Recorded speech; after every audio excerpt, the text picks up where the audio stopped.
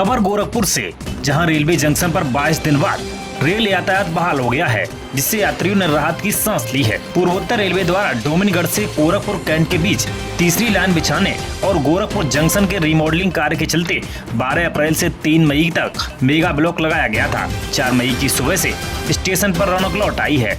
रद्द, डाइवर्ट और short terminate की गई ट्रेनें अब अपने तय समय और मार्ग पर चलने लगी हैं। यात्रियों की सुविधा को देखते हुए रेलवे ने स्टेशन पर गाइडेंस सिस्टम, नियमित अनाउंसमेंट और अतिरिक्त स्टाफ की तैनाती सुनिश्चित की है। इस विषय में मुख्य जनसंपर्क अधिकारी गोरखपुर पंकज कुमार सिंह ने मीडिया को क्या कुछ बताया, आइए आपको सुनवाते हैं। गोरखपुर यार्ड की रिमॉडलिंग की गई है। कुल 503 रूट हैं जिनको इलेक्ट्रॉनिकली इंटरलॉक किया गया है, यानी कि पूरा का पूरा यार्ड जो है वो डिजिटल प्लेटफॉर्म पे आ गया है।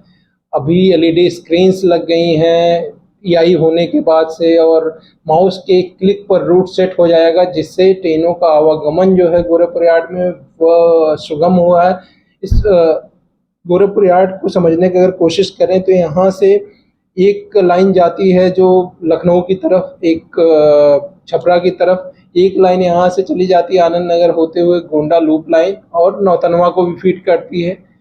एक लाइन आप देखेंगे गोरखपुर से कैंट होते हुए वो पनियावा नरकटियागंज को चली जाती है। 2 वॉशिंग पिट है यहाँ पे जहाँ ट्रेनों की साफ सफाई और मेंटेनेंस होता है, एक वर्कशॉप होता है। तो ढेर सारे मूवमेंट गोरखपुर यार्ड में क्रिस क्रॉस होते रहते हैं।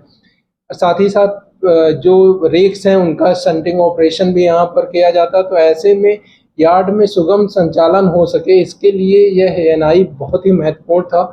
और पूरी की पूरी एनआई जिस हिसाब से प्लान की गई थी, हर दिन का कार्य प्लान किया गया था, उस प्लानिंग के अनुरूप सारे कार्य सफलतापूर्वक पूरे किए गए। उसके बाद से यार्ड की कमीशनिंग हुई।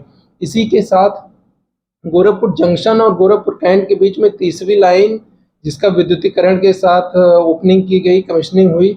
ये तीसरी लाइन बन जाने से लाइन कैपेसिटी बढ़ी है, जो लाइन क्षमता है उसका विस्तार हुआ है। साथ ही साथ जो डिटेंशन होता था वहाँ पे उसमें कमी आएगी, क्योंकि एक एडिशनल लाइन मिल गई है गोरखपुर कैंट गोरखपुर के बीच में। गोरखपुर कैंट जो कि सैटेलाइट स्टेशन के तौर पे डेवलप हो रहा है, तो उसको भी इम्प्रूवमेंट उसमें होगा, क्योंकि एक एडिशनल लाइन मिलने से, और गोरखपुर के अप्रोच पर है गोरखपुर कैंट, तो डिकंजेस्ट भी करेगा गोरखपुर को। तो कई फायदे इस एनआई के हुए हैं। और इस दौरान जो है जो ये सभी कार्य किए गए हैं, इससे रेलवे ज़्यादा ट्रेनें चला सकेगी। जो ट्रेनों का संचालन है वो और ज़्यादा संरक्षित और ज़्यादा सेफ होगा। केवल यही कार्य नहीं किए गए, इसके अतिरिक्त कई अन्य कार्य भी जो प्लान किए गए थे, जिनके लिए अलग से ब्लॉक लेना पड़ता और फिर वो कार्य किया जाता, उस समय भी ट्रेनें प्रभावित होती। ऐसे कई कार्य इसके शैडो में किए गए। जब यहाँ गोरखपुर में काम चल रहा था तो गोरखपुर से गोंडा की तरफ, गोरखपुर से देवरिया भटनी की तरफ भी कई ढेर सारे कार्य प्लान किए गए थे।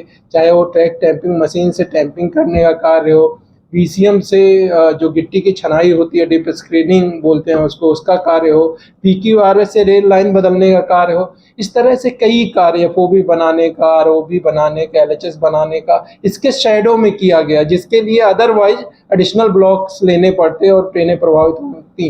ये सभी कार्य सफलतापूर्वक किए गए, जिसके फलस्वरूप ट्रेनों का निर्बाध रूप से संचालन शुरू हो गया है। और समर स्पेशल्स की भी लगातार रेलवे घोषणाएं कर रहा है, और उसके अनुरूप समर स्पेशल ट्रेनें भी चलाई जा रही हैं, जिससे यात्रियों की जो यात्रा है वो सुगम हो सके, बेहतर हो सके।